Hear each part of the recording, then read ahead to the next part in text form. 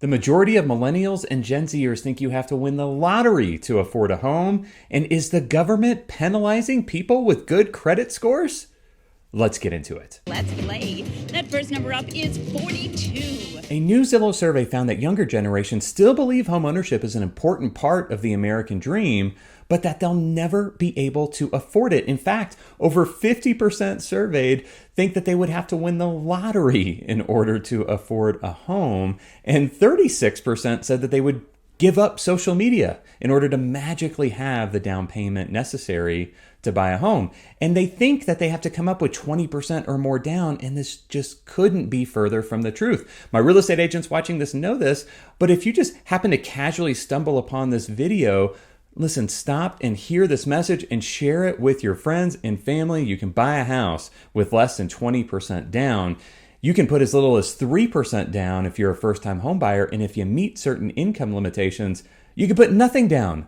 So that's right, I've got your winning lottery ticket right here. Reach out and I will show you the way. You may have seen some news articles making the rounds about people with higher credit scores having to pay a higher mortgage rate, probably something along the lines of this. As the Biden administration is planning to force homebuyers with good credit to pay more for their mortgages so that they can subsidize the loans of high-risk borrowers.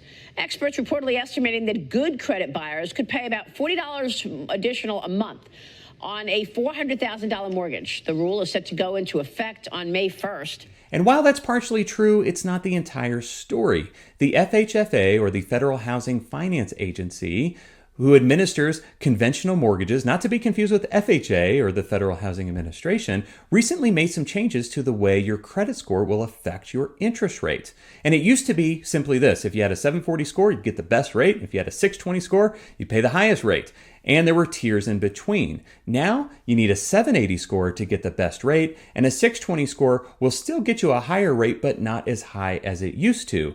And the people in the in-between, like 700 or 740 scores, are going to pay a little bit higher rate to help subsidize those with a lower credit score.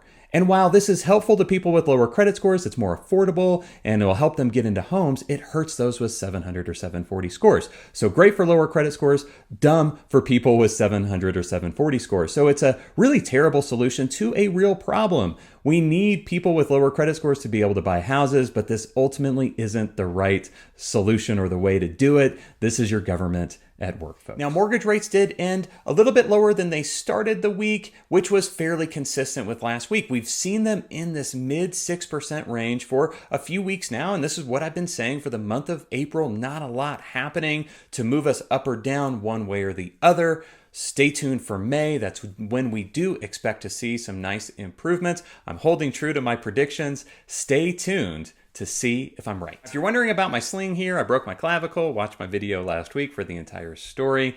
Thank you for your support and for watching. And please remember, for quick pre-approvals and even answers on scenarios, my contact information is below. Reach out anytime.